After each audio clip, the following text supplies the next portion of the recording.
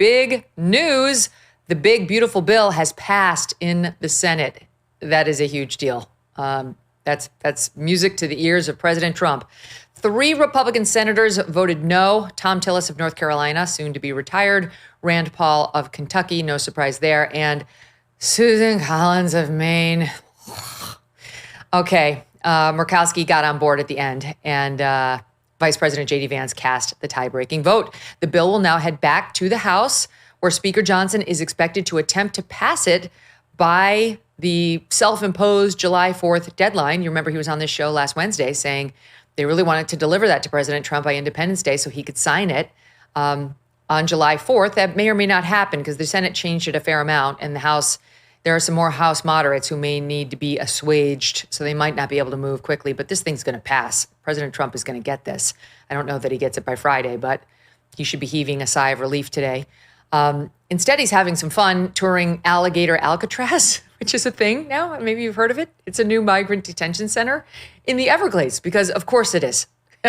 Joining me now to react to all of this and more, Rich Lowry, editor of National Review, and Charles C.W. Cooke, senior editor and host of the Charles C.W. Cooke podcast.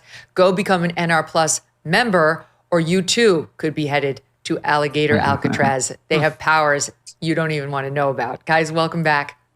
Hi there. It's so perfect, right, for the Trump presidency? Of course, we now have an Alligator Alcatraz. Why didn't we think to write that into the script? More on that in a second.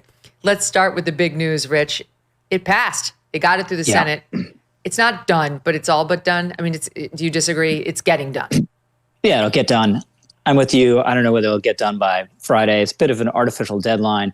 But whether it's Friday or a couple weeks from now, much more rapid timetable than I would have expected. I thought they would have gone through this agonizing for months and we'd be, the day before Thanksgiving or whatever. So this is happening sooner.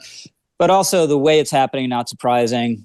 A lot of people not particularly enthused by this. They know it needs to pass. They know it'd be a debacle if they didn't extend these tax cuts and let them expire and be arguably the largest tax increase in American history. Murkowski, who is the final vote, they got over the finish line there, says she's not happy with it. She hopes there'll be changes. But exactly the same thing will happen in the House, whether it's exactly this version or it's a version they change some more and send back over to the Senate.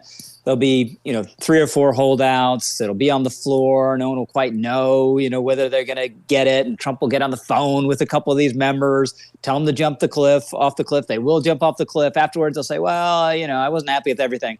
But it'll get done. Legislatively, this is basically all that's getting done. But it was an absolute necessity. Would have been a debacle if it failed, and it's succeeding. And just to reiterate, the Trump tax cuts were for everyone. The lowest earning taxpayer all the way up to the highest earning taxpayer. The left wants to say this is all about the rich people, fat cat tax cuts. And yes, rich people got tax cuts too. But if you paid taxes under Trump's tax cuts, you got them. You got your taxes cut. And they were about to go up. So that's what they were trying to stop with this big, beautiful bill, making the tax cuts permanent.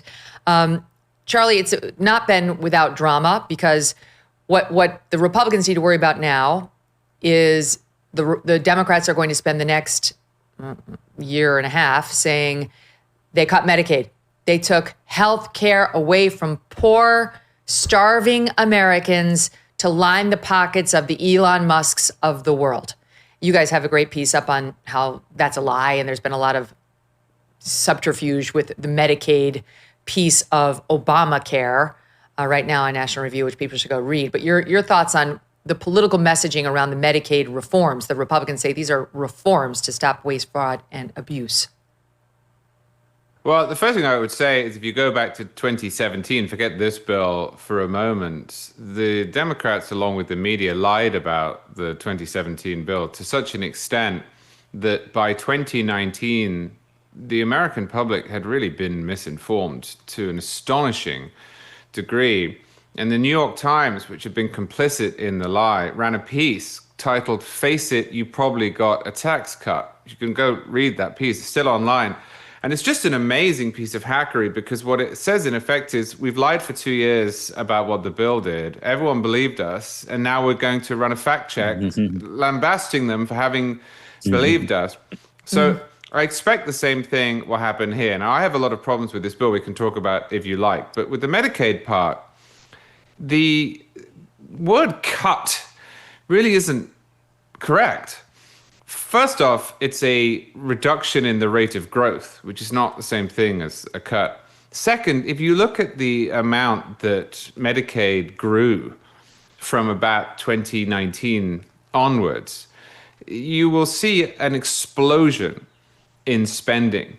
So to take the Medicaid expenditures, not even back to 2019 levels, but just to slow the rate of growth, the idea that that is going to be some massive cut to the health services that Americans get is crazy. Not to mention that a lot of the reforms that are being looked at here have to do with people who shouldn't be on Medicaid in the first place. Mm-hmm. And so the people who suffer the most when you fill the roles of Medicaid with those who don't need Medicaid are the people who do need Medicaid.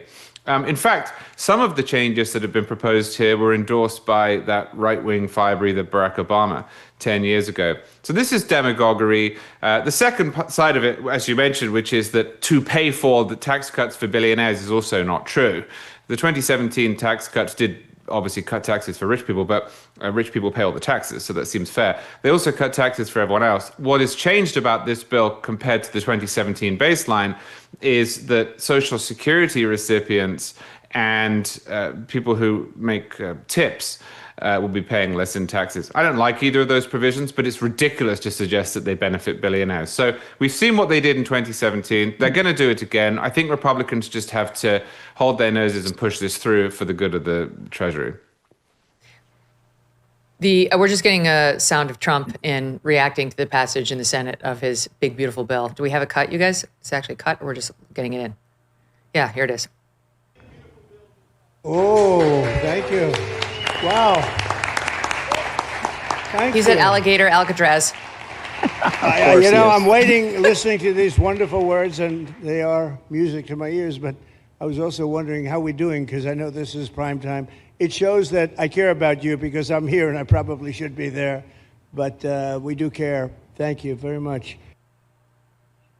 Okay, so he's got many important things to do. One thing that's different between this version, Charlie, you may not be aware, and the one that was passed in 2017 is they've added back in the SALT deduction. I don't know if you'd heard about.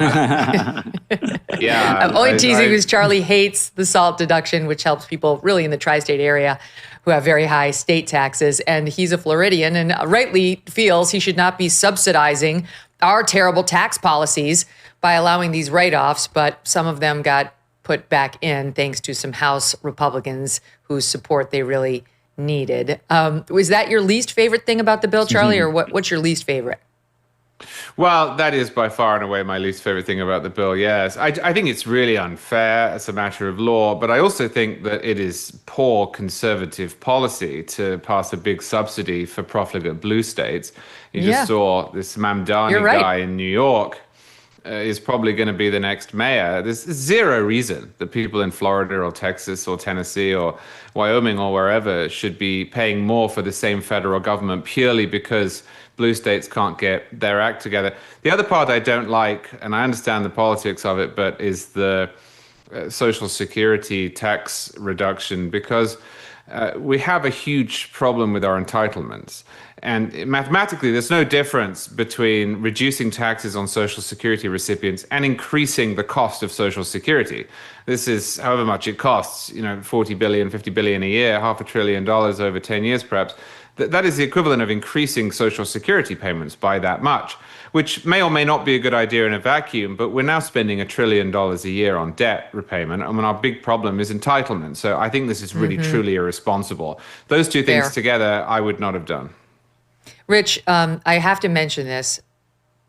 Dan Crenshaw tried to get a piece into the BBB defunding any money for trans medical procedures, whether it's for minors or for adults on the federal dollar. Like you can't use Medicaid or Medicare or state funds to fund these procedures. And I love that he tried to do that. And I tip my hat to him for trying. He tried hard. it got taken out of the reconciliation bill by the mean, awful Senate parliamentarian who gets to strike things from the bill that she doesn't think really are budget related. Okay, so that's what I have to say to her.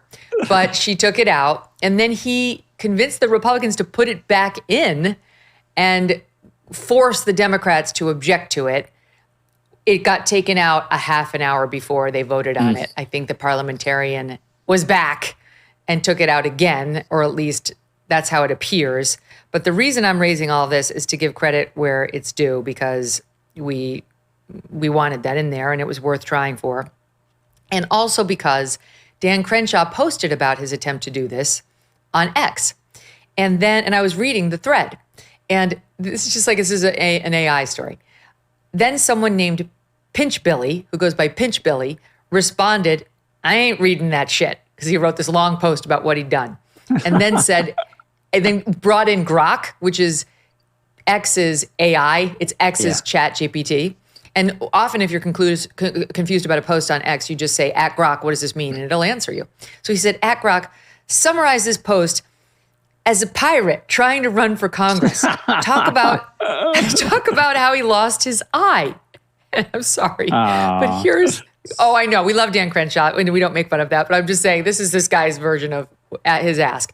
Grok writes, "Aye, mateys, I be Captain Bill, a pirate running for Congress with a peg leg and a patch over me eye. I'm making him Irish. Lost me eye in a fierce cannon blast during a raid on a merchant ship. Aye, a badge o' me wild days. Now about that Len Glubber Crenshaw's post. He's pushing to ban taxpayer gold for transgender treatments, claiming it's a waste. Some say it's fair healthcare backed by sawbones like the AMA, saving lives and coin in the long run. Others cry foul, saying it's experimental and steals from other needs. The House passed a bill in May 2025 to cut Medicaid funding for it. Both sides got points, but I'm skeptical of any side claiming absolute truth. Vote for me and I'll seek the real treasure. Fairness. This is incredible. Like, what is happening? It actually did write a post explaining the Crenshaw amount. AI is coming. Maybe not for your job, Megyn. You're replaceable. But Charlie and I, what we do for a living, right? AI's getting there. I don't know. Maybe it's already surpassed. But good for Dan Crenshaw. This is a wholly righteous effort. I mean, there are parliamentary rules about what you can get into these reconciliation bills. But just what Charlie was saying about Medicaid and how it's not really a cut, it's just slightly reducing the heightened levels from Obama and Biden. There's just this ratchet effect that the left always uses: fiscal matters, cultural matters. They push on all fronts. They radically increase spending, and they're just like, why don't we just reduce the rate a little bit? It's like, how could you be cutting this federal important priority? Or they do trans surgeries and trans bathrooms and trans sports. And you're just like, maybe guys shouldn't compete against girls. Why are you waging this culture war? You're Neanderthals, you're reactionaries, when they've actually radically advanced their ball. And we're just saying, let's bring it. We'd like to totally reverse it, but let's bring it back a little bit. And we're haters and reactionaries. Since President Trump was sworn in, his administration has made enormous progress at a breakneck pace. But don't forget, while they are moving mountains for the good of the nation, you've got your personal savings to worry about. And one of the best ways to look after your savings is through diversification, particularly with gold, like from Birch Gold Group. In the past 12 months, the value of gold has increased by 40%. And Birch was an advertiser on this show 12 months ago. If you had purchased then, you'd be 40% richer today. Now's the time.